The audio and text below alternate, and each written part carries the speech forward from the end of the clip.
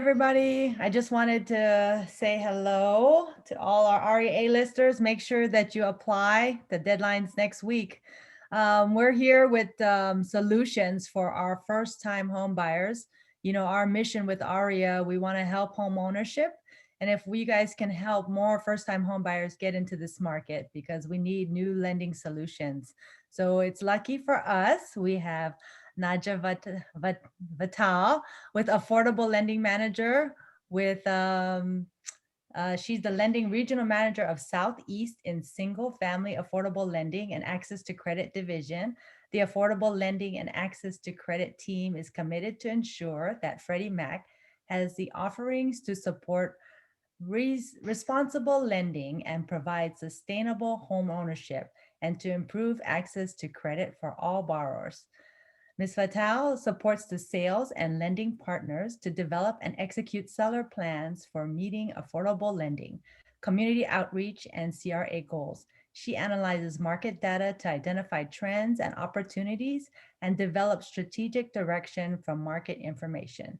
She's a veteran of more than 20 years in the mortgage industry. She joined Freddie Mac in 2015 and held leadership positions in production and sourcing areas, including the multicultural and low income, moderate income segments. Thank you for joining us. Hi, thank you.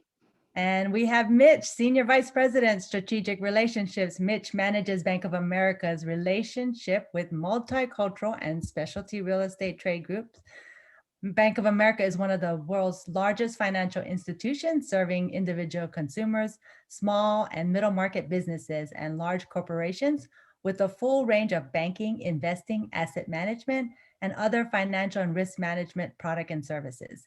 Mitch supports Bank of America's commitment to being a responsible lender by partnering with trade groups like ARIA, who have deep roots in the communities they want to serve.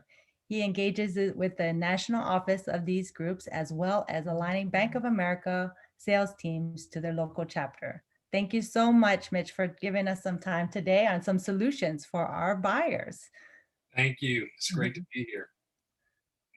So I wanted to start off with Naja. I guess let us know how you partnered with ARIA and how you can help our first-time home buyers. Well, thank you so much. So I do have a presentation that I wanted to share with everybody, but I am super excited to be here today.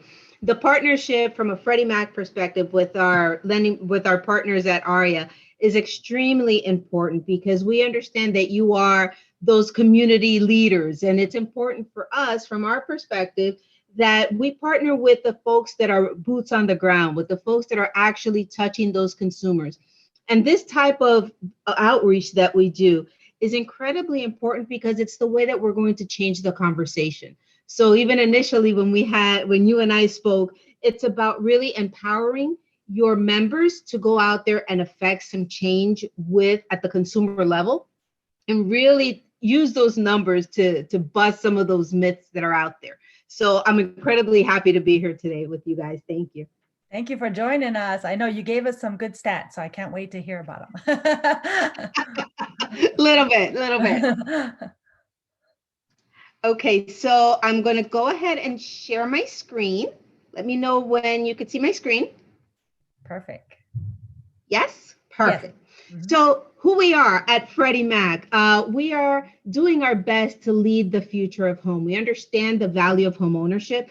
Home ownership is indeed wealth building ship.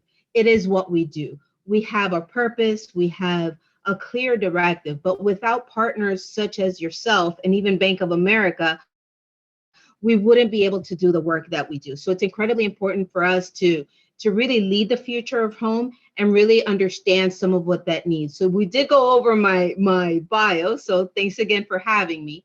But we want to talk about today what our role is. And in the secondary mortgage market, we hear that term all the time and we don't always understand it. So it really is about the borrower that goes to the lender that then sells that loan to Freddie Mac, and Freddie Mac bundles it and sells it to investors on the open market.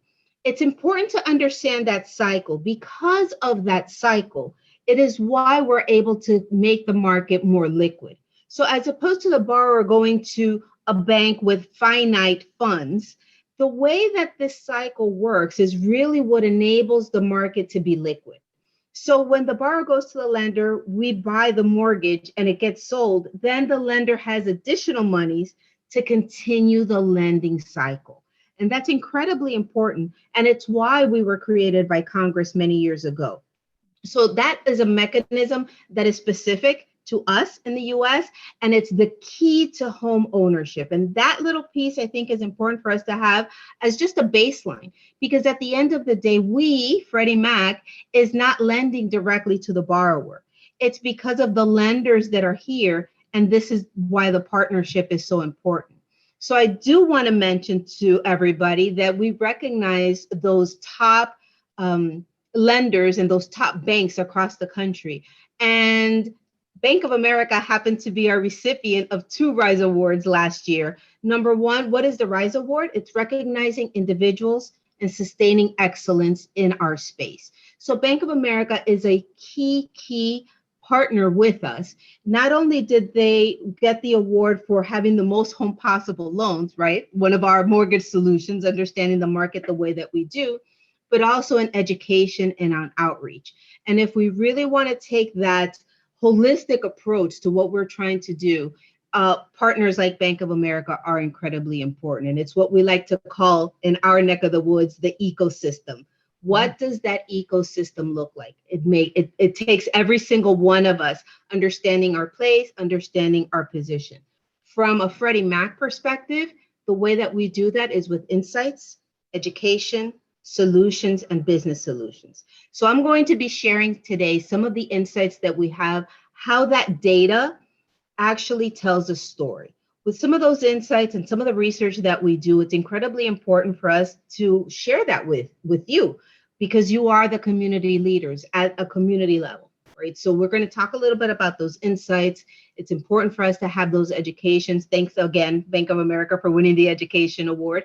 And some of those solutions, and this is how we're going to make a difference, change those conversations, and this is why the insights are so important. So what do we know about those new housing trends? 2020 was a pivotal year. We know that a lot of things were going a certain way, and then things just changed on us mid-year. How do we know that? Because we know that year over year, those numbers changed from June to June. And then all of a sudden at the end of 2020, we had some massive shifts in the marketplace where people already understood that the vaccine was coming. Folks already understood, okay, this lockdown is taking a little bit longer than expected. And that created some additional shifts. So one of the things that we wanted to discuss today is what those patterns of migrations look like. So if you look at the top outbound states for 2020, New Jersey, New York, Illinois, we know some of this. And this is in yellow. These are those markets where folks were outbound and they were moving out of, for whatever reasons they were moving out. And then we look at the top inbound states, and those are in blue. The number one is Idaho. Number two is South Carolina. And those are states that, even though it had started that pattern in 2018 and in 2019, in 2020, they really took on a life of their own. And it's important to understand those marketplaces, because a lot of times, especially in our minority groups, we think, oh, well, we're going to stay over here on the coast. When we look at these states, there's folks moving in to these blue states all over the country, and they are spread out. So it's important to understand where those patterns are going and where that migration is really headed towards the south, maybe because it's a little warmer. Might be one of those things, right?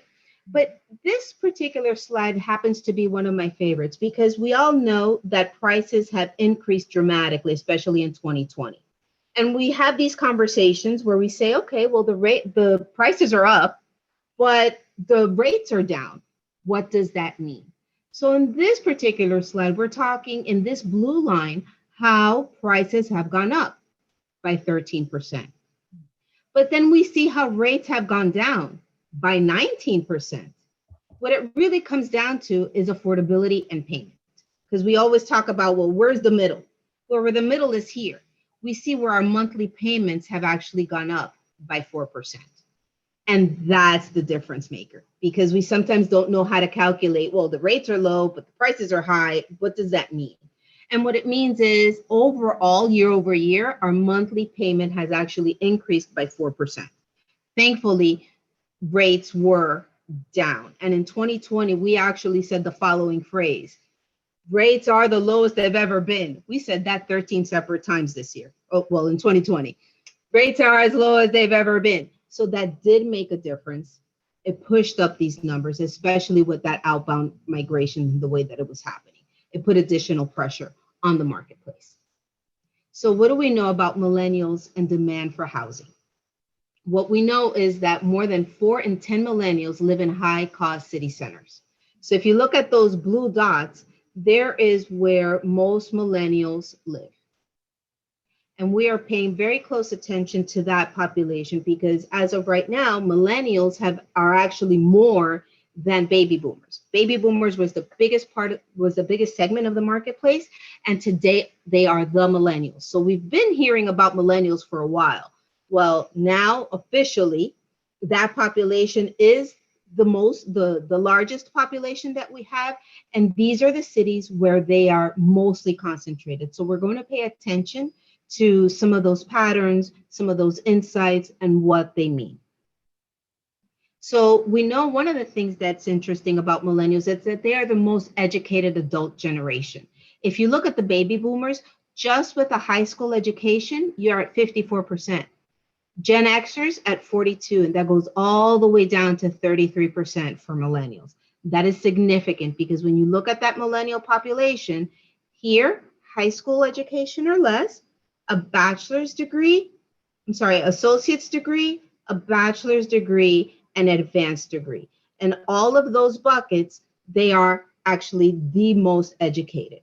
Now, if you look at the educational attainment by state, 34% in Florida, 33% in Georgia. California jumps up to 40%. These numbers are extremely significant. They're extremely significant because we are going to talk about student loan debt, but it's important to understand that as student loan debt, as much as we talk about it, if there is completion of that education, then it's been worth it. Then it does pay off. So it's important to understand that these numbers, as large as they are, they actually translate into higher incomes. And we're going to go into that in a second. So this number here is extremely important. 40% of millennials have a bachelor's degree or higher. Big number. And so how many people actually have student loan debt? When you look at the entire population, as much as we have this conversation, 90% of our population does not have student loan debt. And only 20% of millennials have student loan debt. So it's important, again, as we are out there talking to folks, a lot of times we have the perception of, oh, all millennials want to go online and all millennials are so tech savvy. We understand that our research tells us that they are still going to real estate professionals to help them complete their process. That's number one.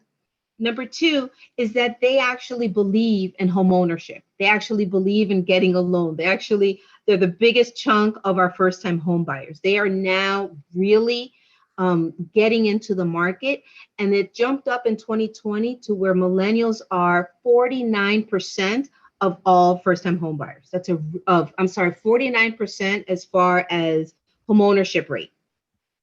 49% of all millennials are homeowners. That is a really big shift to where we were a few years back. So only 20% of millennials have student loan debt.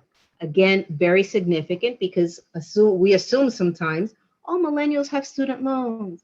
All millennials, they're not going to be able to qualify, when that in fact is a myth. A lot of millennials also believe that because they have student loans, they won't qualify. So those are all great conversations for us to have as we are trying to really have an impact in the first-time home buyer space, which is why we're here today. Speak of first-time home buyers. Of the entire market, 64% of first-time home buyers were married couples. That makes a little bit of sense, right? Two incomes are better than one. But when you look at the second position here, first-time home buyers, they are single females. Shout out to the single females.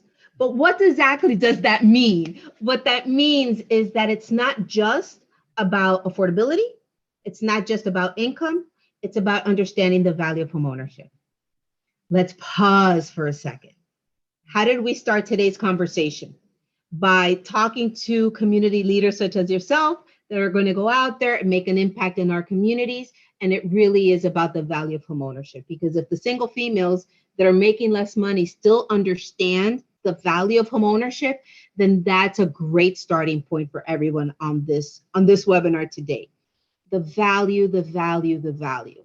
It's where we're going to create the most amount of wealth, and it's okay to start slower by a starter home and then really put that into the larger plan. Okay, so it's important to really understand that. What I think is interesting is that today's first-time home buyers plan to stay in a home for 10 years. So it's more longer term than where we were 20 years ago.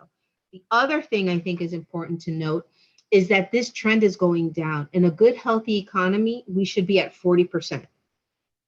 First-time homebuyer share fell to 31% of the overall market last year. It's trending downwards. It went from 34, 33, 31. So it really is quite timely for us to be talking about first-time homebuyers today, because it really is important for us to relay to them the importance of homeownership so that we can go ahead and spur this segment all over again. It's an important piece of our economy through home ownership. So it's incredibly important. 52% of first-time home buyers were 30 to 39. Again, that millennial piece, the importance. So it's important to kind of have that information. And I'm going to end right there because I know that we've got some questions, and I want to encourage everybody to start speaking to their first-time home buyers. It's important. The ability is there. The incomes are there. The education levels are there. And we are here to partner with our lenders to go out and give us some real solutions. Mitch, you want to take it away? Thank you so much, Naja. I mean, that was great information. I always learn something when I listen to you present. So thanks for that information. So if you all could bring up the deck that I have. All right, awesome. So again, thanks for having Bank of America as part of this call today. And you know, we actually started partnering with ARIA when ARIA was formed many years ago, when John Wan and Alan Okamoto decided, you know, to create this great organization. And you know, over the years, we become not just business partners, but you know, we're also friends. And as a friend of ARIA, I can't start talking about what we have in store from a mortgage standpoint without talking about what's going on in the Asian American community. I mean, we've all seen all of the images of hate and violence, and you know, if you're, you know, I don't care what color you are. I mean, but if that doesn't bother you, you know, something's wrong with you. And so Bank of America as a whole, we wanted to make sure that we were doing our part to, you know, tackle some of these issues. And so last year, when all the unrest was going on with George Floyd and whatnot, Bank of America made a commitment of $1 billion at the time, you know, to focus on issues that really affected African Americans and Hispanics. And so, but then as all of the violence against Asian Americans started to take place, we actually added another $250 million to that to make sure that we were addressing the issues that, you know, impact your community. And just to give you just some highlights of that, we actually gave a grant to the Asian Americans Advancing Justice organization. You know, and that was immediate, you know, to make sure that we were helping, you know, this nonprofit organization, you know, with all of the work that they were doing. We also added Connie Chung Jo, who is Chief Executive Officer for Asian Americans Advancing Justice. We added her to the Bank of America National Community Advisory Council. Now, what that is a group of leaders that meets with Brian Moynihan, who is the CEO of Bank of America, to really talk about the issues that are going on in the community, such that Brian knows and he can make sure that Bank of America is doing all we can do to really, to help these communities. So whether it be Black, Hispanic, Asian America, we want to make sure that we've got products and programs and services in place to address that. The other thing that Bank of America did, so for we've got a matching gifts program such that, like, if anybody makes a donation to certain organizations, Bank of America will match that donation dollar for dollar.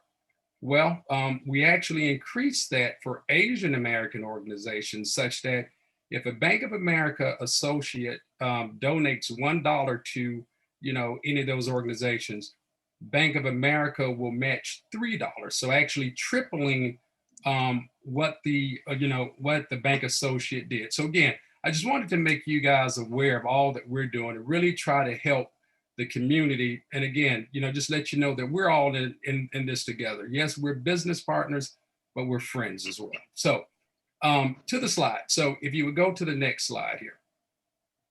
So in 2019, Bank of America launched its community homeownership commitment. Now, the basis of this was that all of our research showed that the primary barrier to homeownership is having those upfront funds. And so we launched this $5 billion program with a goal of helping 20,000 families get into homes. And what it consists of, it's a $7,500 closing cost grant. This could be used to pay any of those non-recurring closing costs, that are part of the loan process. It's also a down payment grant. This grant is up to $10,000. Is 3% of the purchase price, and it goes up to $10,000. We also have the Affordable Loan Solution Program, which is a 3% down payment program, and that's in partnership with Freddie Mac. It's a 3% down payment program that has no mortgage insurance. And then we also have Freddie Mac's Home Possible Mortgage, which is also a 3% down payment program, but this one has mortgage insurance, but it is at a very competitive rate. So we launched this in 2019. It was a $5 billion commitment, and we were just blowing through those funds. I mean, it was going so well. There was such an interest in it. We didn't want to just say like, hey, when the money's gone, it's over. No, we actually tripled down. So we said, you know what? There's such a demand for this, and we're committed to helping all communities get into homes. We actually increased it. We took it from 5 billion to 15 billion with the goal of helping 60,000 families get into homes. So this is something that we're very proud of because, again, we're actually putting our money where our mouths are. If you could go to the next slide, please. And so this gives you some of the details, and I'm not going to get into all of this, but basically, when you look at the products themselves, again, like they're both 3% down products, like when you're looking at the Affordable Loan Solution and the Freddie Mac Home Possible. As I said, one of them had mortgage insurance, the other one doesn't. But they got flexible credit guidelines. So for instance, you can have a non-occupant co-borrower, with the Affordable Loan Solution product. So meaning that, if somebody's, wanting to be on the loan with you, but they aren't going to be living in the property, they can be on the mortgage.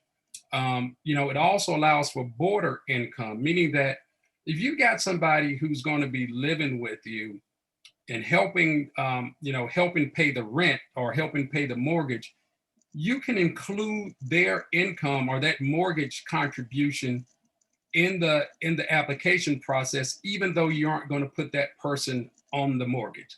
So lots of flexible guidelines, to help people who may have different situations.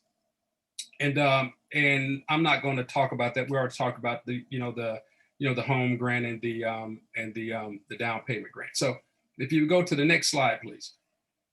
So what this boils down to. And so whenever we come up with programs like this, we do this with the end user consumer in mind.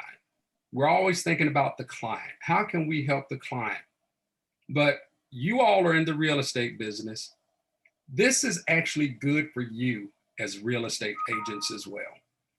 I want you to think about the number of times that you may have had a customer, who's trying to buy a home. You may have spent some time with them, counseled them. Then it came down to it and they didn't have the funds to actually close the deal. So that's the deal, basically no loss by you as a real estate professional. This is saying that Bank of America is going to put $17,500 into the transaction to help you close your deal. That's good for the consumer and it's good for you as a real estate agent because again, it's going to help you close the deal. And, and overall, think about our programs where it has only 3% down. Sometimes when people think of low down payment programs, they think about FHA, but FHA is actually 3.5% down. This is 3% down. 17,500 into the transaction and a low down payment down payment mortgage. This will help get some people into homes. Next slide, please. The other thing is that, so we talked about that down payment grant, but this grant can be layered. And what that means is actually combined with other down payment assistance programs. So like if you live in the city, like in the city, they have like a down payment assistance program, or, like if somebody's employer has some type of down payment assistance program, that can be added to our down payment grant to where, it could have, or it could be situations where a person shows up to closing with almost no money. We've had situations where people have showed up to closing and they only had to bring like $100. I mean, you think about it. I mean, that's just fantastic. Excuse me. But the one thing too, if you think about it, from a real estate professional standpoint, if you share this information with with your client, and your client, they're able to get into a home and close the deal, that client is going to love you. And then that client, he's going to tell their, his friends and families that, hey, I got into a home using a Bank of America mortgage that my real estate agent from ARIA told me about. I mean, this is going to help generate business for you as well. If you go to the next slide, please. The other thing we have is that, sometimes, home buyers, they may not know what it's all about. So we've got this online edu-series that actually takes them through actual loan buying, scenarios, such that they can learn all about the home buying process, what's going to happen, what to expect, all of the different elements of that. So, I mean, it's really good for that customer who is a first-time home buyer and just doesn't know what's going to happen. Next slide, please. The Bank of America Real Estate Center. Okay, now this is something that's really good. I'm going to skip this slide because I'm going to show you a demo of the real estate center. So if you go to the next slide. Lastly, if you've got some customers, who come to us and maybe they aren't quite ready, they may have some credit issues, they may have some, different types of challenges that they may have. We partner with organizations who are HUD qualified counseling agencies to actually work with those customers to get them ready for home ownership. So just because the customer is not ready now, we shouldn't just throw that customer to the curb, so to speak. We should work with him to get them ready for home ownership, and that's what this program is about. So now I'm going to share my screen and I'm going to talk about the real estate center. So I want you guys to let me know when you can see that. Can you guys see my screen? Yes, sir. Okay, awesome. All right, so this is the Bank of America Real Estate Center. And so it's sort of like Zillow, where, and I know everybody knows about Zillow, where you go in and you look for homes. And so I just said this is sort of like Zillow. So you're probably thinking like, well, if it's like Zillow, why don't I just keep going to Zillow? Like, why do I need to come here?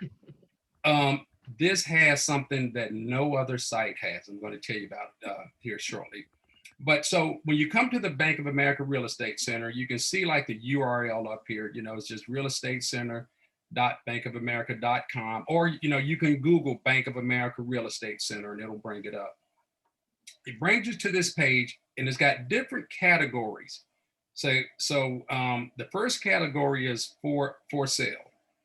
Those are listings from whatever MLS system that you have in your area. Those are the listings that are listed. We get a feed from the MLS systems that updates every hour, so it's actual current inventory. New construction, this would be, like some of the builders in your area, like, now if it's over in the MLS, it's going to show there, but in some cases it's not, and it's listed here. Bank-owned property. These would be properties that, Bank of America, where a customer, for whatever reason, they had challenges and they had to turn the property back over to Bank of America. That would be listed there as bank-owned properties. And then if you just want to know, like, hey, I just want to know what a home value, or like a home is worth, you can, click on this home value. So, but we're going to look at for sale properties. And I'm going to use Atlanta, Georgia, since that's a city that, most people know and love. And your incoming president, Tim Herr, that's his home. So we're going to use Atlanta, Georgia. So we're going to click on this. And it takes us to this site. Okay. So if you look up here, it's saying like right now in Atlanta, Georgia, there are like 1,971 homes listed. And what the site shows is like, it just brings up all the properties at first. So you see it start here at a high of $13 million, and just goes all the way down. The map over here shows where the properties are for sale. So like you see this one where it shows 538. We click on that zooms in and it shows all of the properties within that area. So, if you're looking for a home in a certain part of town because, like you like the school, the school district, or, you want it to be close to your office or whatever, you can click on that. Up here at the top, it has some filters. You can go in and, you can put in like your price range that you're looking at. So like, a customer, like if they're being pre-qualified, the Bank of America lending officer will tell them that, hey, based on your income and whatnot, this is what you qualify for. So they can go in and they can say, okay, I'm going to look for houses in a certain range. It's got, the number of bedrooms, number of bathrooms, all that stuff. Okay, you're probably thinking, all right, Mitch, this is like Zillow, where's the beef? So this is what's different. You see this button here that says filters. I'm going to click on this filter, click on that. And if you scroll down to the bottom, see where it says properties with home buyer grants, closing cost grants. I'm going to click on that, apply filters, and this is what it shows. You see this little price tag up here. Let me click on this first. So, so you got this little price tag here. If one price tag or ticket comes up, it's saying that this particular property is eligible for America's Home Grant. If it has two tickets on it, it's saying the property is eligible for America's Home Grant and the down payment grant. So now, what this does, and the benefit to you and the benefit to your customer, if you have a customer who and that customer knows that, hey, look, I'm going to need some down payment assistance. If they go here, this will tell them the properties that assistance is available on. And so, oftentimes people think like, well, if it's a property where I can get some type of down payment assistance, it's going to be in a bad area, whatnot. Look at these, these are nice houses down in Atlanta, and so, and the reason why, like, we've got these tags on there because the grants are based on income. So if a person makes 80% of the area median income, they can buy properties, anywhere. But if a person is at like 150% of the area median income, then these properties are ones that, these are ones that they would qualify for based on their income, because these properties are in what we call low to moderate income census tracts. So again, you can click on these, you can like still drill down into, like where, like if you want to live in a certain area, whatnot. And I'm just clicking. I'm not that familiar with Atlanta, but I'll just, clicking certain houses over here. The other thing that you can do is, like I said, we just click on a house and, you can see all of the, different things. And it's saying home buyer grants available. This looks like this might be a condo downtown or something. I mean, so again, if you've got customers, if they're first-time home buyers, and this sort of, piggybacks on what Nadia was saying, all first-time home buyers, they aren't what we would call low-income people. Some of them, they've got decent incomes. And these grants are available for people with decent incomes as well. So just wanted to point that out. The other thing is that you can actually go in and create a profile to where, like, if you create a profile, let's say like that property that we were just looking at, you want to know that, hey, this property, I'm just going to click on this property.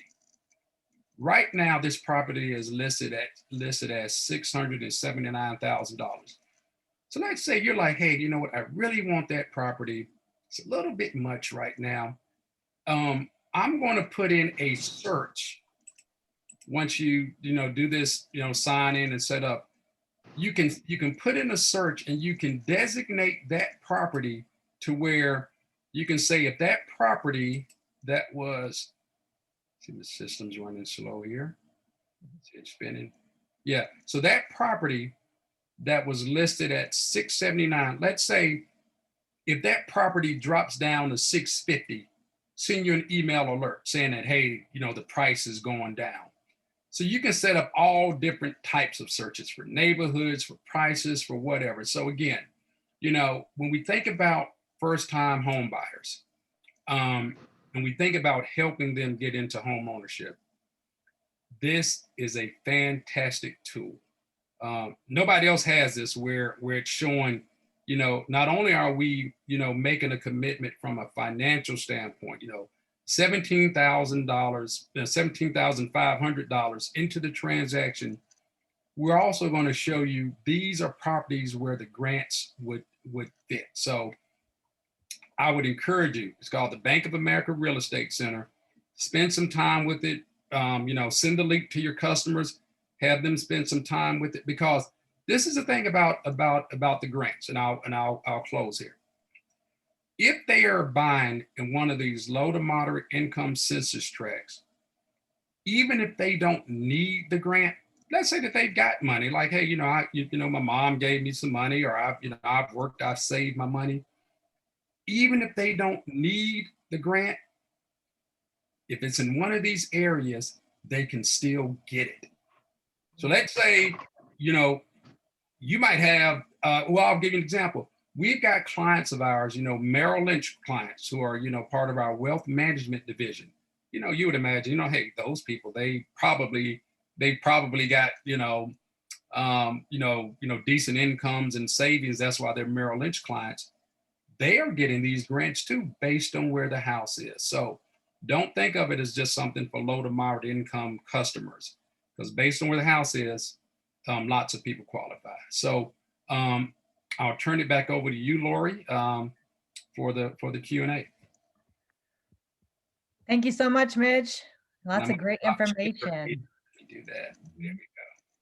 That's awesome. So I wanted to know if there was any other programs available besides the Home Possible. I can't believe you guys are helping 60,000 homes. That's amazing. 60,000 people. Yes.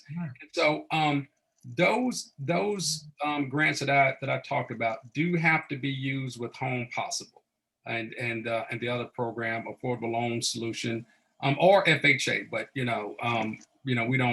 recommend that because there's such high upfront costs. So it would need to be used with one of those products. See what other questions we have. So Amy wants to know if there's an income limit on these programs. Yes. So if you're just buying wherever you want to buy, it's 80% of the area median income, and that changes from city to city. And there's I think Freddie Mac actually has a website where you can go in and see what the area median income is. If you're buying in one of the low to moderate income census tracts, and those were the properties that I showed you that had the grant tags, at that point you can be up to 150% of the area median income. So again, when I talk about our customers who are part of Merrill Lynch, they're normally people with decent incomes. You can go up to a really decent income and still qualify for the grant if it's in one of those areas. Correct. And in our income eligibility tool, and we could send that information out after today's meeting, but on the income eligibility tool, when you put in an address, it will tell you exactly what that cap is and how much it is per census tract. So it's important to have the full address. A lot of times you can just put in Atlanta, Georgia, and it'll give you a number, but it's even better if you have the exact address, because then it will give you exactly what that 80% of the median income is, because that does change from city to city. Mm-hmm. Yeah. So a question I had was, so I noticed you said about gifted money, or their parents have some money to put down for them. They can still qualify for the grant program? Absolutely. Absolutely. So and that's the beauty of the grant. It's not saying that, if you got funds, you have to use your funds. It's not saying that at all. It's saying that, if you qualify based on being at 80% of the area median income, or being in a low to moderate income census tract at 150%, if you qualify, you get the grant regardless of how much savings you may have. Right. And to your point, Mitch, when we talk about the insights, even from a research perspective, we know and we understand that most millennials are telling us that their biggest impediment to home ownership is that down payment. So even though most millennials are highly educated and they're out earning even some of the Gen Xers, even though they're younger, the income is there. But a lot of times, the biggest impediment continues to be that down payment. So in order for us to really come up with those solutions and impact the rate of home ownership, I think that down payment assistance portion is incredibly important. I know. Anything else you guys want to share? I don't have any other questions. I guess scenarios. Can we talk about different scenarios? So the other thing is we're having a hard time because everybody wants the highest and best offers, right? So for first-time home buyers, it's hard for us to go that high if they don't have cash. That's why I was saying if they only put 3% down, maybe they can use the extra cash to make up that difference. Mm-hmm. Yeah, it's tough.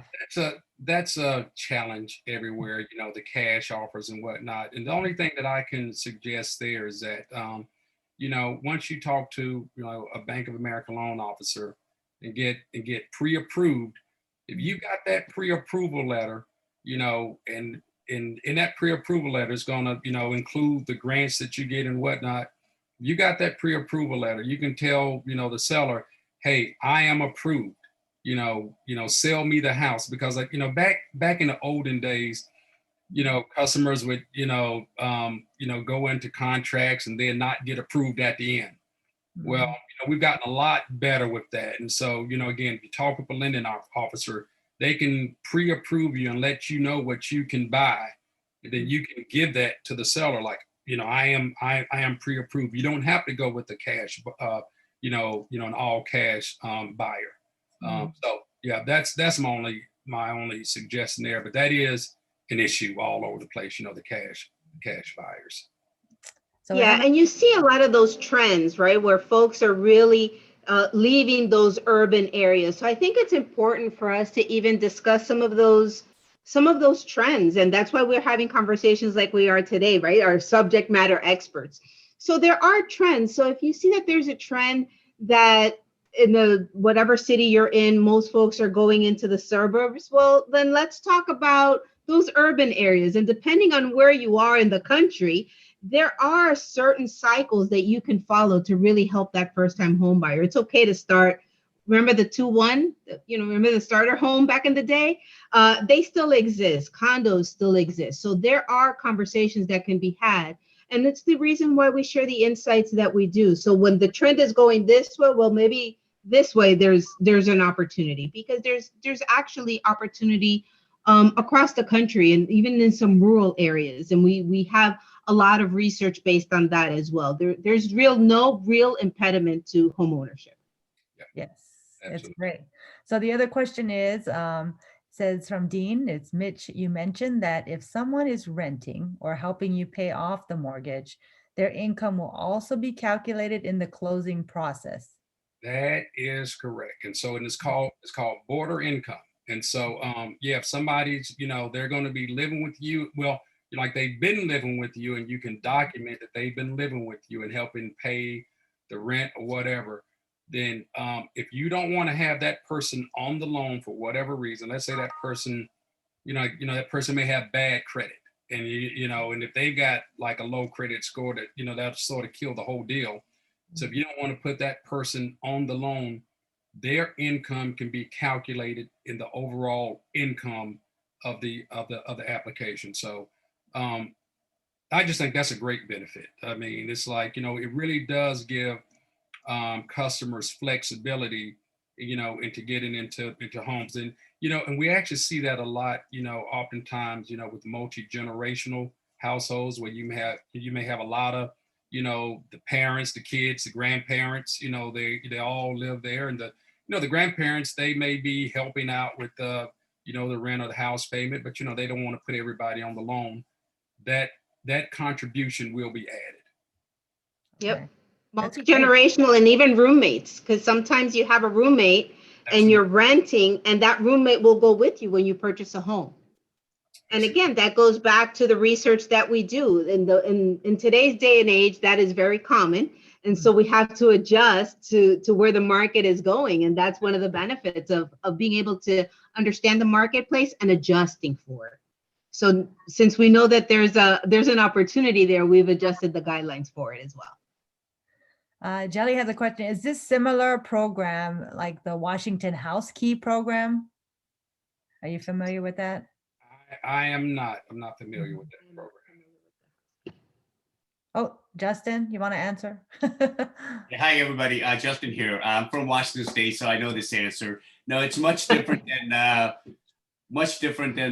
Washington State House Key program. And ours is a much better program, much lower rate.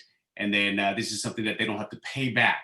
So $7,500 closing cost grant is given to them at closing, no payback required. Down payment grant, if they do receive it, we just issue a 1099 at the end of the year. So it's a conforming loan product versus, for Washington State Housing Key program, you have to utilize their product, and the interest rate is actually set. It's actually pretty high compared to what they could find. So it is a different program. And then the follow-up question is, how heavily weighted is student debt in the application? For the Jeff, GTI? I take that one as well. As far as qualification or credit weight? I guess qualification. Mitch, Justin, you want me to take? Justin, you want to So take? if the student loan is actually showing up on a credit report as a whatever the payment that they're making, we use that monthly payment, just like any other credit. Like a credit card has a minimum payment requirement. We use that as a when it comes to qualification. But if they're they're on a deferred payment. For example, teachers don't pay. It shows a zero payment on the credit report. Then we'll just use a 1.15% of the balance and calculate that into a monthly payment, and they use that as a DTI, debt income ratio calculation at that point.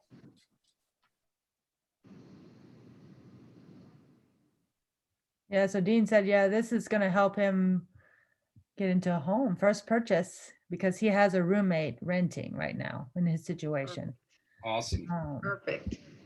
So you need, Dean, you need some help buying that home. I'll be happy to help you. I love it. Anything else? I mean, I guess I had a few questions. So the other thing is, so is this only for first-time home buyers? No, no, it's not only for first-time home buyers, but the only requirement is that it has to be your primary residence. Yeah, like it can't be used for investment property or anything like that. But you can own the property before. That's great. And do you cover these all in all 50 states? So America's Home Grant is in pretty much every city in the country. Down payment grant is in most major markets, but not every single one. And Justin, correct me if I'm wrong, but I think the down payment grant is in something like 170 markets. So again, it's most major markets, where you're going to see that down payment grant. Like I said, but when you talk with a loan officer from Bank of America, he can give you, the cities, like for instance, whatever your city you're in, he can let you know if this is one of the cities where the down payment grant is available. But again, it's most major markets.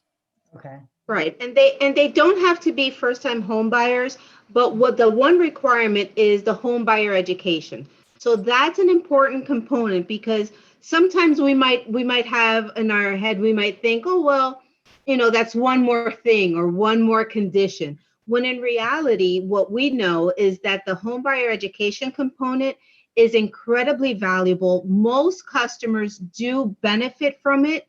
And we know that when folks have the home buyer education process, their rate of default goes down significantly, actually 35%. So the home buyer education portion of it is an incredibly important benefit.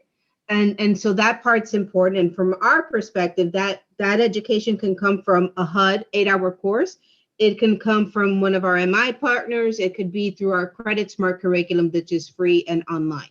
So any of those components will satisfy the homebuyer education component, and it's an incredible benefit. And most customers will leave the process feeling a lot more confident and happy that we actually went through this process with them. It's an incredibly powerful tool.